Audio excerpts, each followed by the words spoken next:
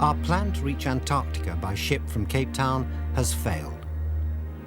But we have discovered there is a private company which says it could get us to the pole.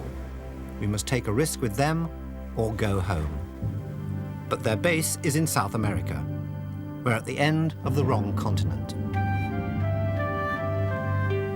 There's nothing for it but to fly 6,000 miles across the Atlantic, turning our back on the 30-degree meridian. Our route goes via Rio de Janeiro and the Andes to Santiago in Chile.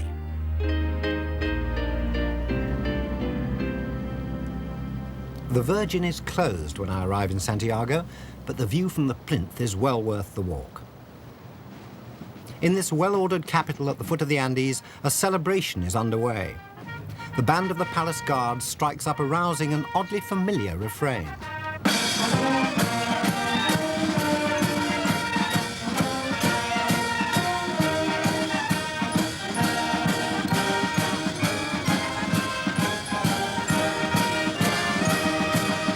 It's the president's birthday. The Chileans aren't always this nice to their leaders. 18 years ago, their own planes bombed this palace, and inside it, President Allende took his own life. Chileans may seem a bit subdued compared with other Spanish-speaking South Americans, but there are many pleasures here.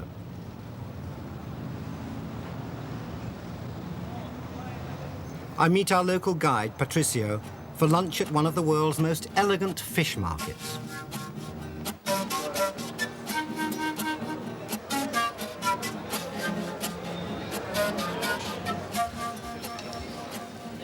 Both the cuisine and the music are local. Patricio, a musician himself, gives me the lowdown on the pipes they call cana. They're difficult to play.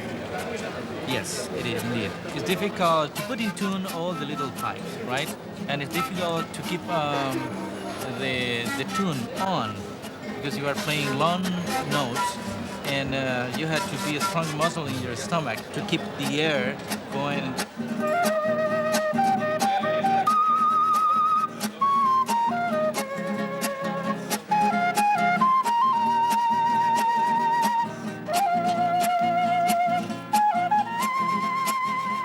General Pinochet, who got rid of President Allende, tried to ban these instruments as being too representative of the left. He had more success with human beings. 2,000 of those he arrested are still missing.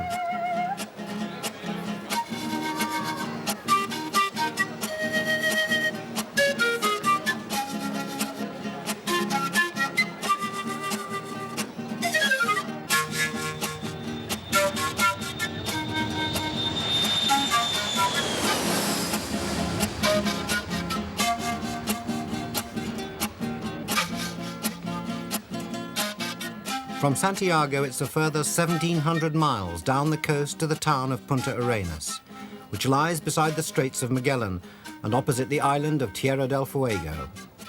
It grew up as the safest harbour for ships making the perilous journey round Cape Horn. From its airport, Adventure Network flies the only commercial plane into Antarctica. Well, we've made it. We crossed continents. We're now at the tip of South America, and we're here on the appointed day for our departure from Punta Arenas. The plane's behind us, but the weather conditions round here are apparently unlike anywhere else on Earth, and the final decision as to whether we go today or not rests with the pilot and the weather station here at Punta Arenas Airport. The pilot is a Canadian, Bruce Alcorn. His plane cannot put down for long in the intense cold of Antarctica.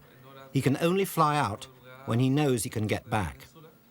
He's looking for 18 hours of continuous good weather. There seem to be a lot of low pressure areas on this map. Is that common in Antarctica? It's a phenomena of the South Polar regions. And back here a few pages, a few days ago, is a classic example. I don't know if you can see it here, but just in the area here, we have 2, 3, 4, 5 low pressure areas in an area that normally would only maybe have 1 or 2 maximum other parts of the world. So we're not going today. We're definitely not going today. When will you know enough? When will you make your decision about tomorrow? At 7:30 tomorrow morning. We have a schedule at 7 o'clock in the morning with Patriot Hills to get their actual weather. And I'll come over here at about 7:15, see what the weatherman thinks and look at the satellite again. Based on that, we'll make a decision by 7:30. What do you estimate the chances at the moment? 50-50 at this time. If you're a gambler, I'll give you a little better odds. Whilst the DC-6 waits for the weather, I find out more about Adventure Network from the local manager, Anne Kershaw. Have you ever had to abandon an expedition altogether?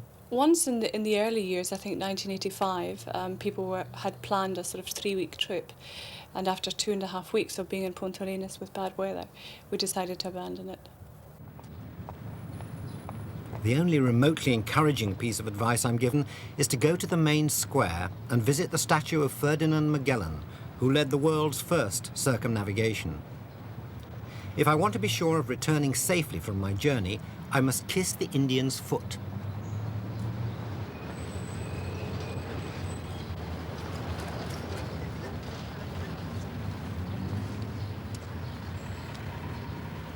Well, now I can get back safely, but when can I go?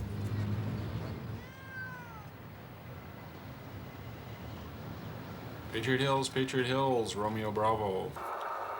Okay, I checked. 10 Zulu weather is 15,000 scattered, 20,000 broken. If you want to know the conditions in Antarctica, you must call up someone already there.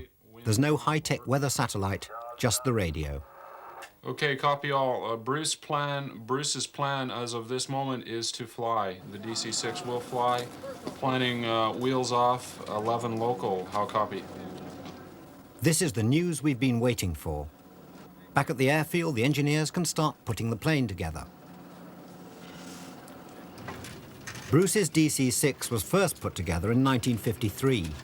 In aviation terms, it's a geriatric, taking on one of the most demanding journeys in the world. I've taken some risks to get this far, but none have made me quite so nervous. Well, as you can see, we're here. Action station's ready to go. After 24 hours on the edge of our seats, we're on the edge of our hotel beds in Punta Arenas. We've now been told the weather is okay to fly into Antarctica.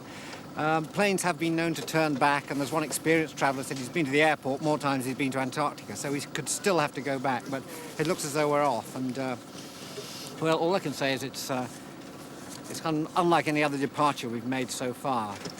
A bit alarming, a bit exciting. It really is a voyage into the unknown. Ah, well, here goes. The adventure starts right away. Just climbing aboard is a minor feat of mountaineering. And on this airline, you have to be your own baggage handler. When all is loaded, the pilot himself shuts the door for us. All part of the service, and is the only one who knows how to do it. Half the cabin is for freight, half for passengers. There are 25 of us today. Climbing out of here, I expect it to be a little bit rough. Be some turbulence over the mountains before we get over Drake Passage. The weather is generally good all the way. It's clear at Patriot Hills. And the landing at Patriot Hills is different if you haven't experienced it before. The ice is a little rough. The airplane wiggles around a little bit. Lots of noise from the engines. It's quite normal. Don't be concerned about it. The seatbelt sign means what it says. Please, when it's on, be in your seats with the belt on. It's for a reason. I don't leave it on for nothing. And when the seatbelt sign's off, you're welcome to wander around the aircraft, come up to the cockpit, 1 or 2 at a time. If you're using a flash camera up there, please warn me first. It kind of startles the hell out of me when it goes out behind my head. And Willie and Rob will give you the rest of the evacuation stuff. and we'll see you in Patriot Hill. It'll be about 7 hours and 40 minutes, I anticipate.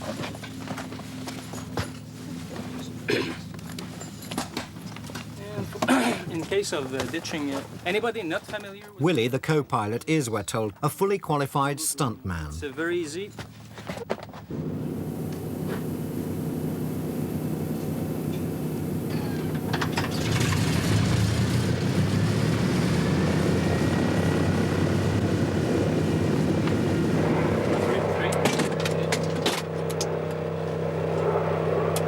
Here's number 3.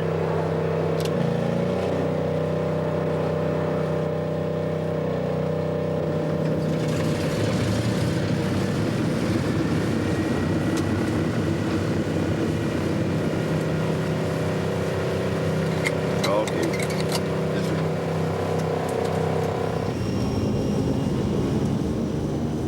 As Bruce finally nurses us along the runway, I'm seized by an uncontrollable reluctance to part with the surface of Chile.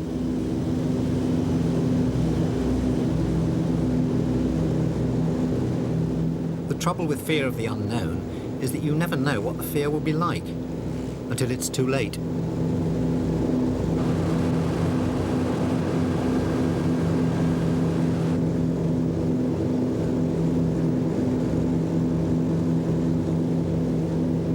Once clear of South America, we have a 1,500-mile journey to Adventure Network's base at Patriot Hills, Antarctica, which in turn is 600 miles from the South Pole.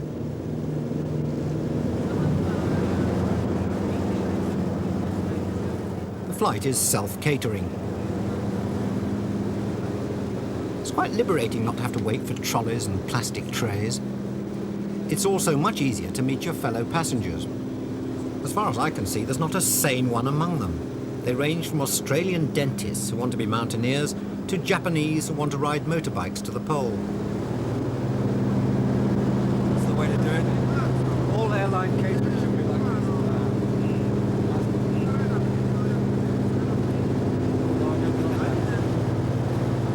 I pressed one once and it exploded. I don't touch them anymore.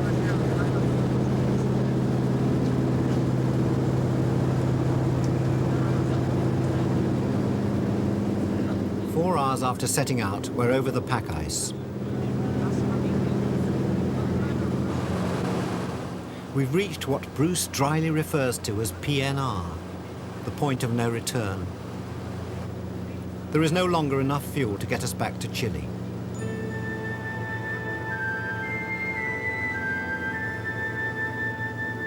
No one says anything, but the mood in the plane changes. Public jollity turns to private contemplation. Everyone prepares themselves in their own way for what lies ahead.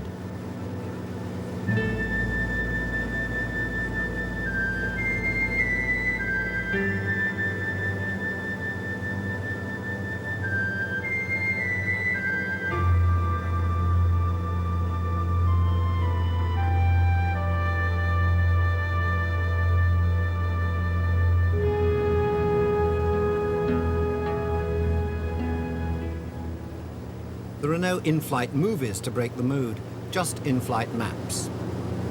Rob, we've been going about 5.5 hours. Where are we now? Right, Michael, we've come from Chile over here. Our approximate track is the inked-in line. We're now south of the Antarctic Circle. We've come past the, you saw the icebergs that were calved off of these, these ice shelves here. Was that real coast we've flown over yet, or was that just ice shelf? That's ice shelf extended from this island area on the west of Alexander Island. We're now coming up into the Ronnie entrance area, and we'll be coming over this coast shortly, and then on to Mount Rex and over the mainland proper. Yeah. How big are the icebergs? It's hard to tell from up here. I mean, what kind of size can they be? The ones that we've been seeing have been up to 1 kilometer or 2 across. Again, the scale is difficult from altitude. Yeah. There was an iceberg about like 100 kilometers across. Yeah. The iceberg that would break off an ice shelf. Those happen only every few years, though. Yeah. Apart from your base at the Patriot Hills, what else is around this area here? Any other settlement?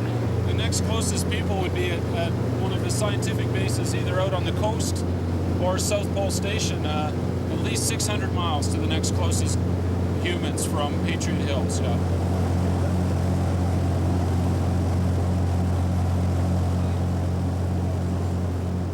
We have arrived at the emptiest continent on Earth. No one lives here. An area 1.5 times that of the USA is temporary home to some 3,000 scientists. The mountaineers catch a distant glimpse of their goal, Mount Vinson, 16,000 feet, the highest point in Antarctica. But the collective pulse really starts to quicken when the Patriot Hills rise toward us.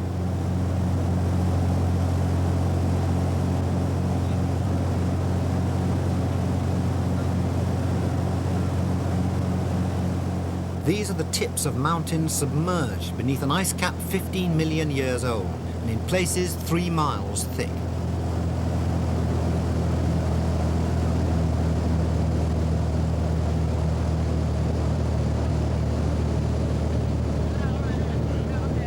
For Bruce, this is the most testing moment.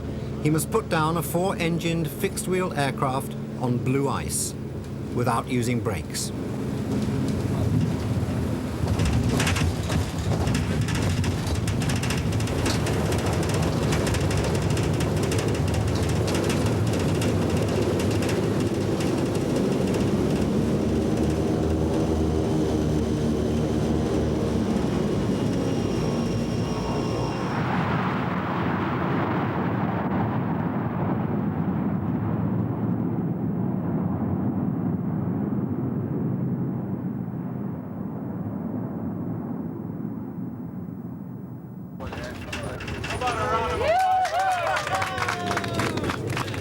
Everyone cheers madly because everyone knows what a risk we've just taken. If anything had gone wrong, there are no emergency vehicles of any kind to help us here.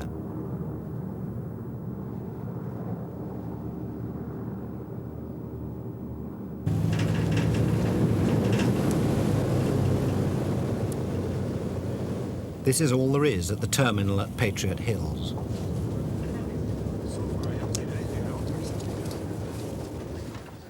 The plane must be turned round fast. If the engines are stopped for more than 2 hours, they will freeze up. There's no time for a personal welcome or a helping hand onto a new, unslippery continent.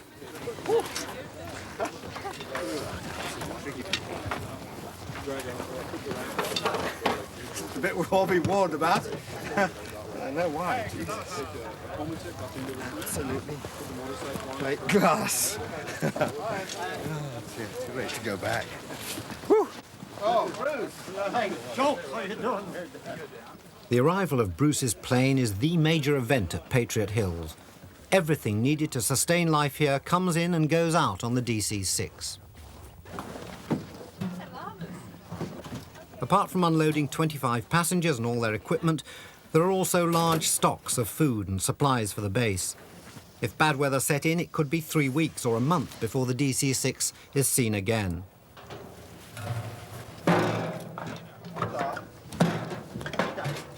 All the fuel has to be flown out here and the empty drums taken back. It makes it as expensive as Scotch whisky.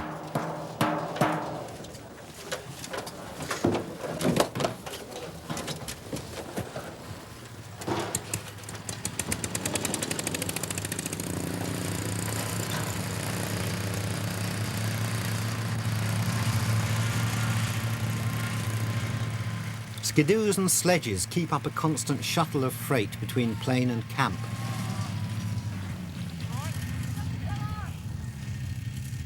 The rest of us, the human freight, walk. Conditions are good today. It's high summer and the temperature has soared to -6 centigrade.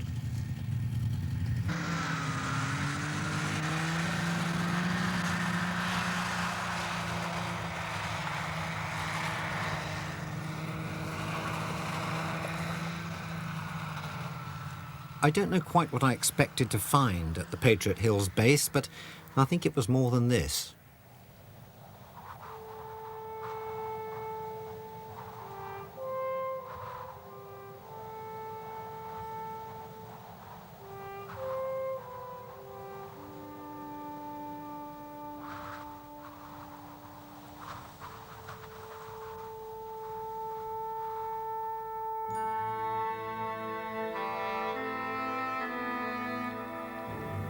Next morning, after a calm night of unbroken sunshine, I take my first faltering steps in the art of Antarctic survival.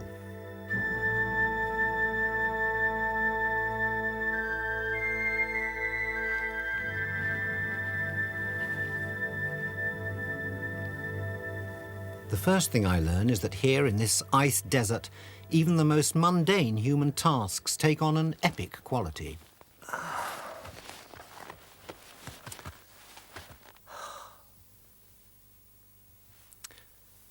That is the most extraordinary view from any lavatory anywhere in the world. I mean, it's just amazing. I'm probably the only person sitting on the toilet for the next 1,000 miles. Well, it doesn't matter there's no roof on it. I'd like to spend my whole life here. So it's bloody cold. You can't really hang around on these things. The interesting fact is that all human waste has to be removed from Antarctica. You're not allowed to leave anything here. So anything I may pass today will be air freighted out to Chile, where it's made into models and sold. The duty-free shop there. Makes you think. Better be a good one.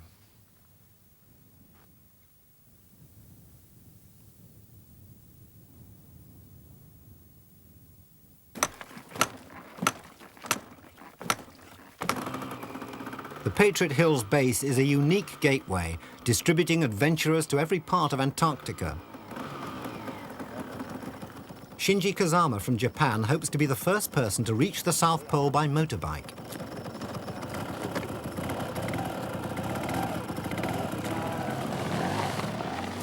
He's already ridden to the North Pole and halfway up Everest. He's accompanied by that indispensable aid to 20th century travel, a camera crew.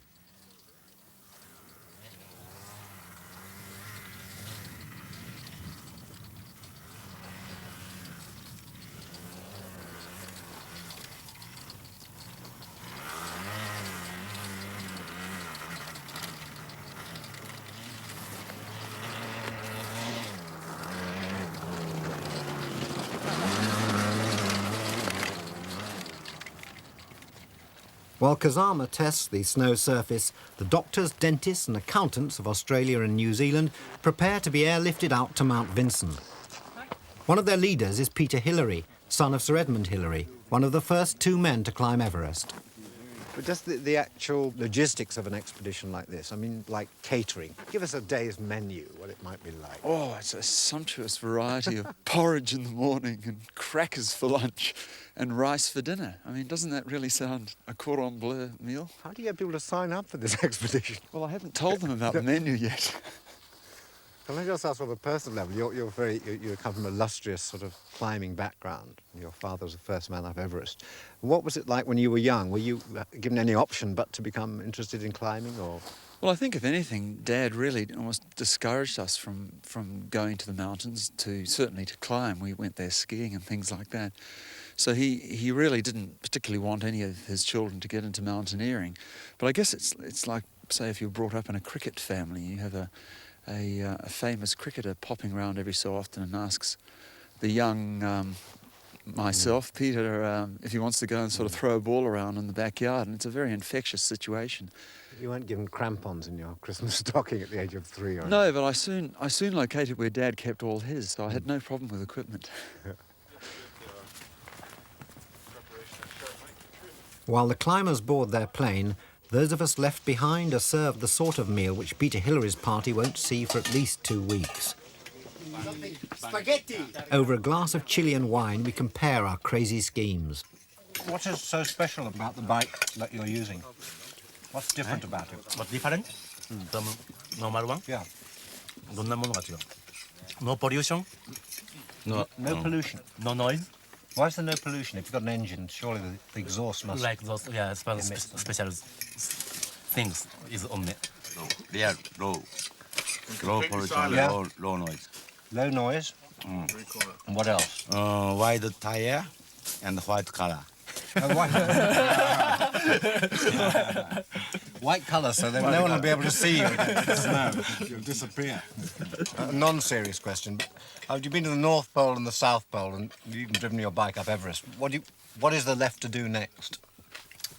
次に残されてるものは、何？次に残されてるものは、Yes, I have.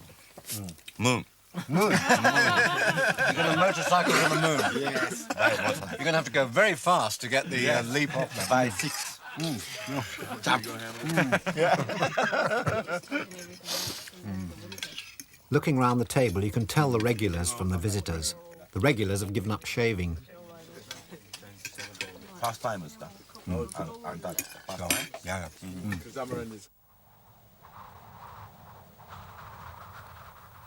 But even the regulars aren't out here for long.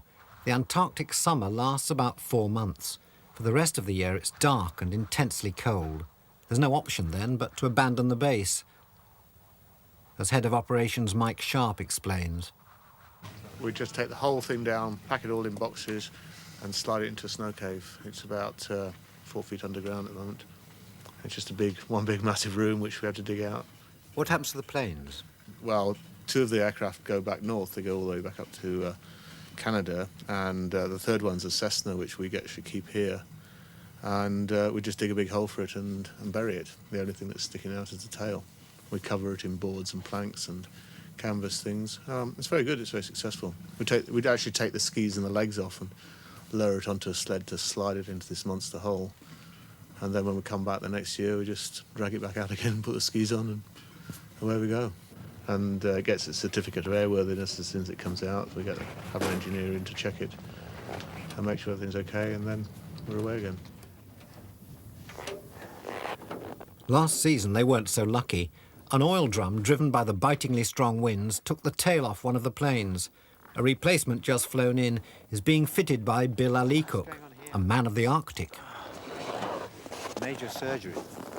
How long have you been down in the Antarctic? I've been down here since the 15th of November here at Patriot Hills, and actually this is the first time I've been to the Antarctic, and I'm proud to say I'm probably the first Eskimo that's ever been down here, so I'm pretty proud of that. Show him how to do it. Yeah, that's right. Eh? Do you remember anything of igloo life yourself? I mean, were they still around when you were a kid? Well, I don't remember. I know how to build them. In fact, I can say, I guess, is that I was probably one of the last few that was ever born in an igloo. Amazing. Yeah.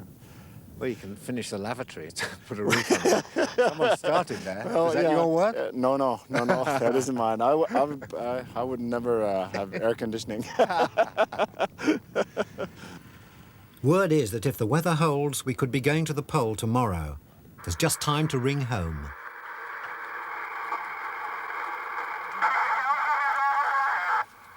Okay.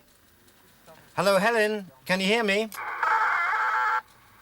Well, if you can hear me, that's fine. All I get from you is a noise, a rather strange bird-like noise, but if that's your reply, that's great.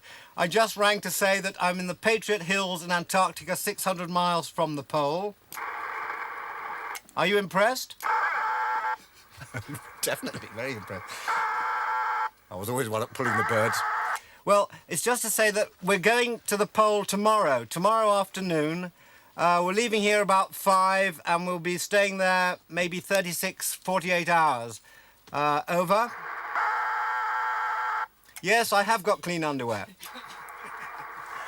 Love, the thing is that I really can't hear your voice very well, so I'll just carry on and tell you the salient information. It's very nice down here at Patriot Hills. The sun is shining. It's about sort of minus 8 degrees. It'll be about minus 25 at the pole. I'm a bit worried as I only have one set of thermal underwear, but apart from that, I hope I will do the family proud. How are you?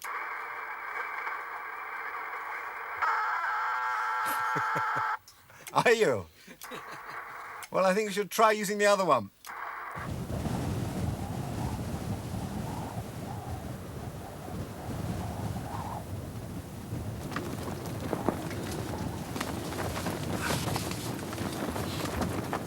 Well, it's now about 6:30 on the day we're due to leave for the pole, and as you can probably hear, the wind, which we haven't heard recently, suddenly got up, and sounds very much as though the weather could be changing out there, and I wonder whether it'll affect our chances of leaving today. So I suppose we're going to find out what's going on.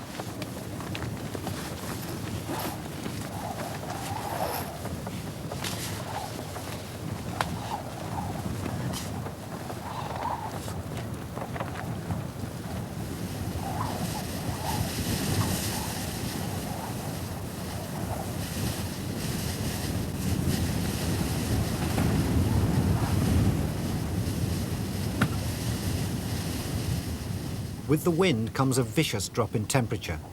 But what's important is not how conditions are here, but how they are at the pole. Mike Sharp calls up the American base there. Yeah, South Pole, Patriot Hills. How is your present weather over? It may sound like Marconi's first broadcast, but this is a voice from the pole itself. I just pray that whatever he's saying, it's good news.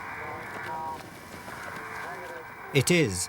High pressure over the pole, and as the wind suddenly drops, there's nothing more to keep us here. First to take advantage of the improvement is Kazama, with a message he hopes to nail to the pole, though he doesn't quite know what it says. I can read it. His backup team works almost casually. They could be planning a trip to the supermarket instead of a month on the ice.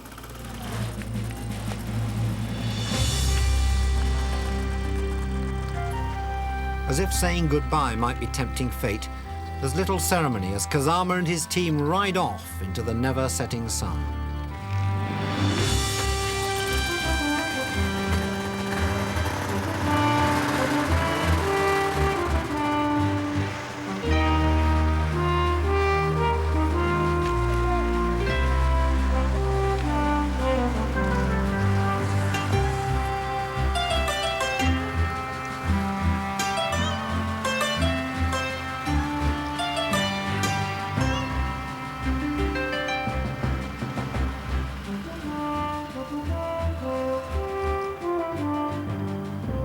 Their departure makes my feet even itchier, but it's late in the afternoon before our turn comes to load up.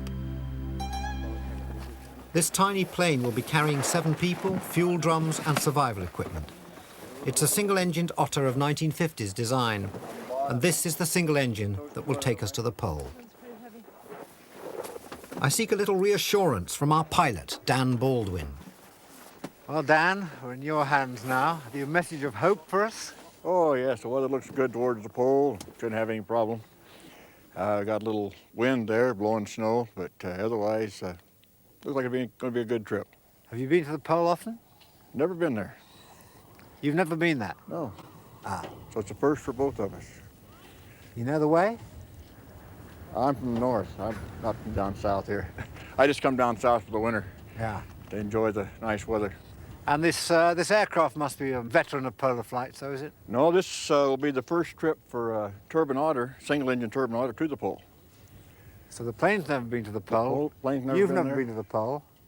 We've never been to the pole. Well, I can just land you anywhere and you won't know the difference then, will you? Well, we're all in it together. It's not a wheeled aircraft, this. What are we landing on? We're landing on skis. Are those trickier than wheels?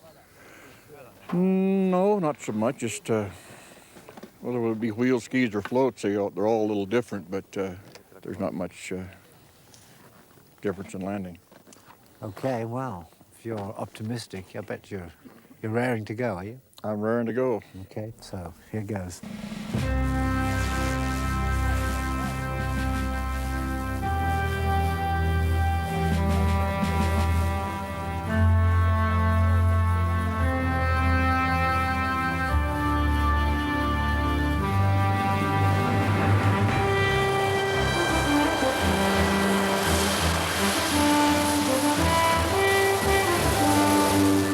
So this is it, the last leg. I ought to feel confident, elated even, but I know from the Arctic that at the extremes of the Earth, happy endings can never be taken for granted.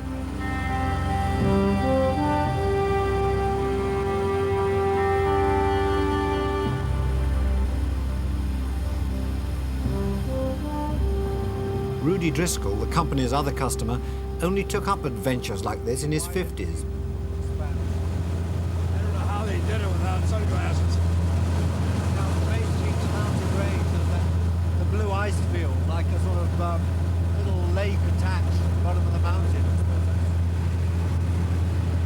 Would you rather be doing it on skis, Rudy? No, frankly, I think this is a bit nicer. I wouldn't even like to cross that on a motorcycle. Just such an expanse of white. I mean, I can't imagine how you could do it without getting totally disoriented. Yeah. No real landmarks around except for an occasional mountain. It makes you think how resourceful the early explorers were when they didn't really have navigation satellites or anything like that, electronics, radios. They found their way across that sea of emptiness.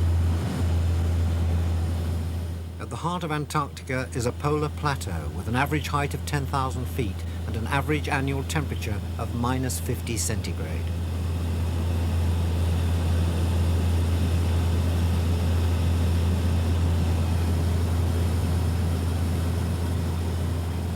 It's a 5-hour flight, but there's not much time to sleep. Halfway through, we must stop and refuel. First, we have to find the fuel. A chart gives a rough position, but the precise location is marked by a bamboo pole. Dan has never been here before, nor has his co-pilot, Scott, who, it turns out, is not a pilot at all, but a doctor.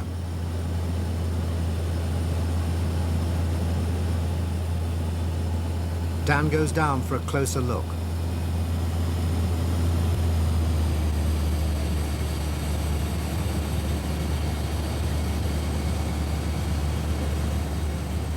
No one seems to mention what happens if we don't find it.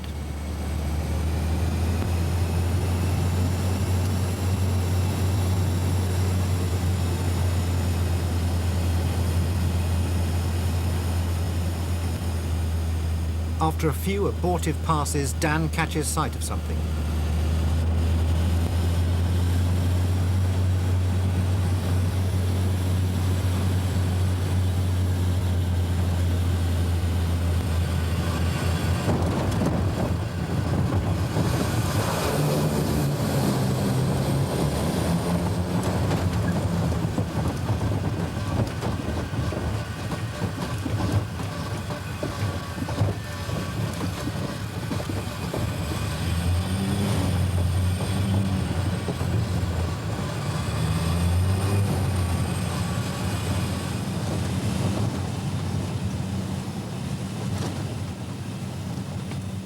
We've put down at a remote spot called King's Peak. No sooner have we squeezed ourselves off the plane than we're put to work erecting a tent. Thanks, Michael. Scott the doctor supervises Rudy and myself. It is bitterly cold. The main thing here is to hang on to anything that might blow, because it'll be sure. a long walk to Patriot Hill to get it. Blows back home, does it, automatically? Yeah. Return to sender. It's difficult to grip anything with these mittens on, isn't it? I'm just going to pin out one corner.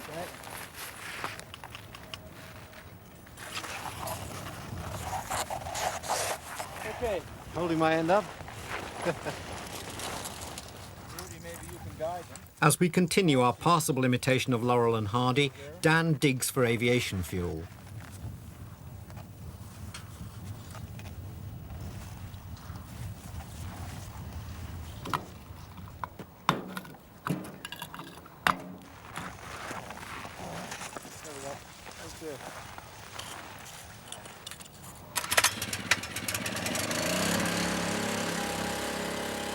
The pump works and the Otter's tank fills with what we hope will be enough to see us to the pole. Get her?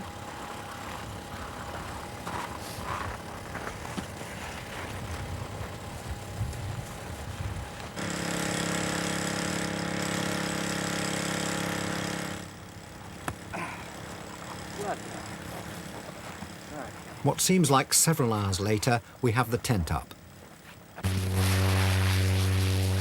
Only then does it become apparent why we've had to put it up in the first place. Dan is leaving us here while he flies 50 miles away to drop fuel for Kazama's motorbike expedition.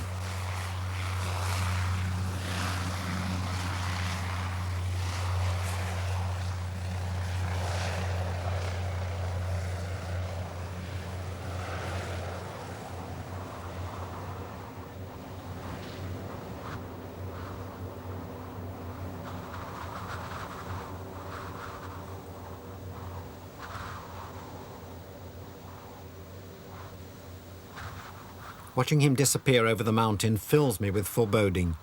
I don't think I've ever had such an acute sense of being nowhere.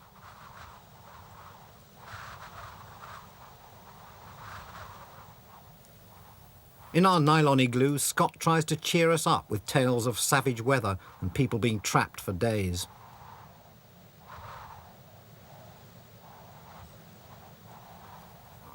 At last, there comes the sound we've been waiting for.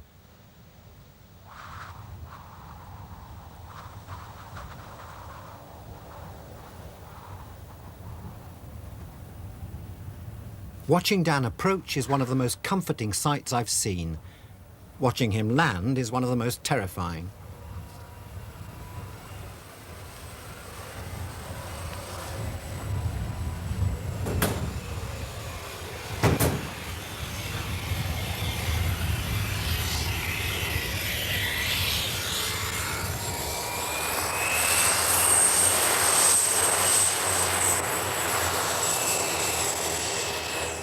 We take the tent down again, and after one last weather check, Dan sets course for the pole. These are difficult conditions in an unpressurized cabin. We're at the equivalent of 15,000 feet above sea level. Rudy especially is finding breathing hard in the thin air. Scott administers oxygen.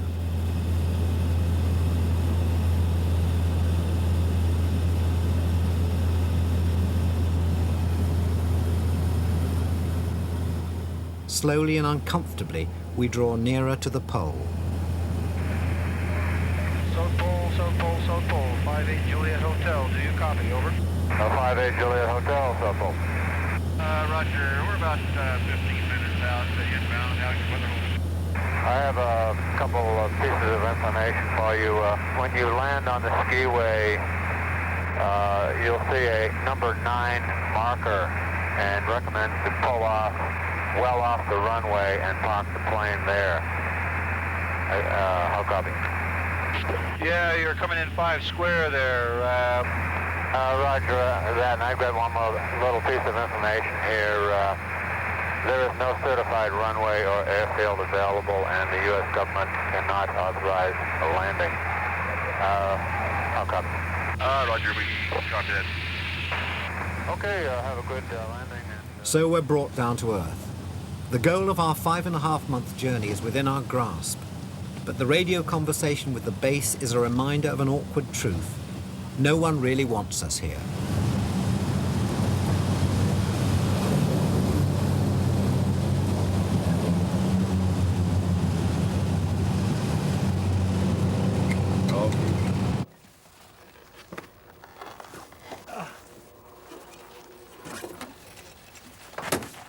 Well, here it is. We've landed at the South Pole, or at least tantalizing close. The only thing is I don't quite know where the pole is. So I'd better go and ask.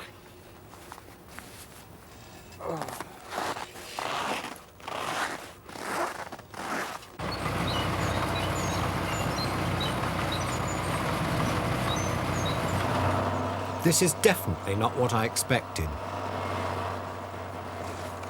It's a cross between the moon and a marshalling yard in the Midwest. I see domes and aerials and dishes and pylons, but I see no pole.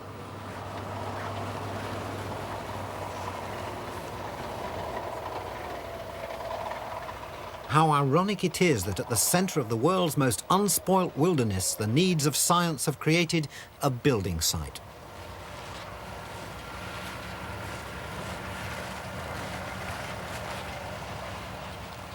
But where's the pole?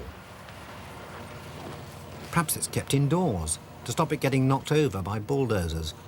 Only one way to find out.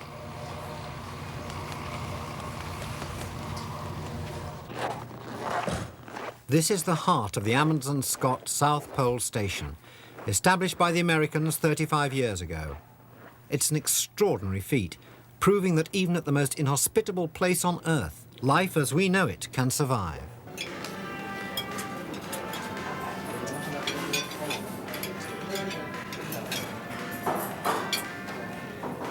Outside, the temperature is 30 below. In here, they can wear Bermuda shorts and eat chili and blueberry pie.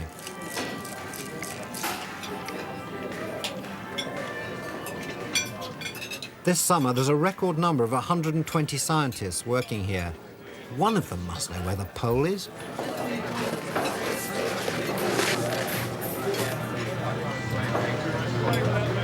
Keep going.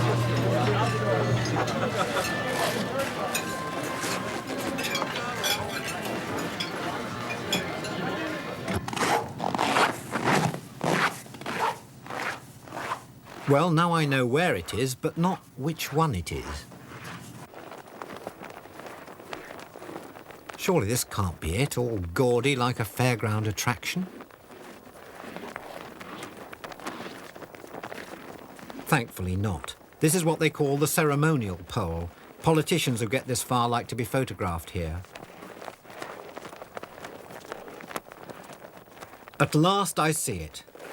And at last I'm on the point of joining the select ranks of those who have done what Scott and Amundsen never did, stand on both poles.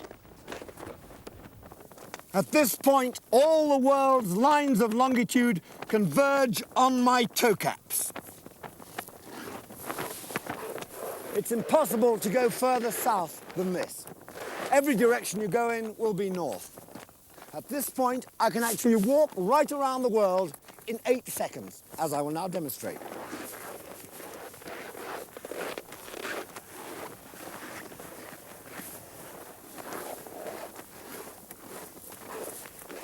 It is the end of the world. It's also the end of our harebrained migration from north to south.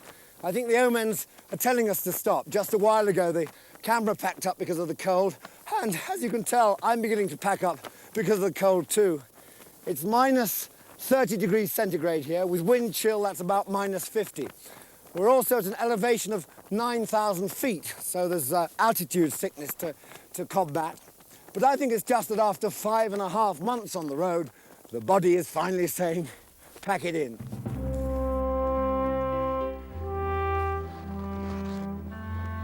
When I was a boy in Sheffield, I dreamed of coming here, like my heroes Scott and Amundsen. Now I am here, I want to celebrate. But it's not that easy. The US government doesn't encourage hospitality. While the scientists snuggle under warm blankets, we spend a bitter night, 4 to a tent.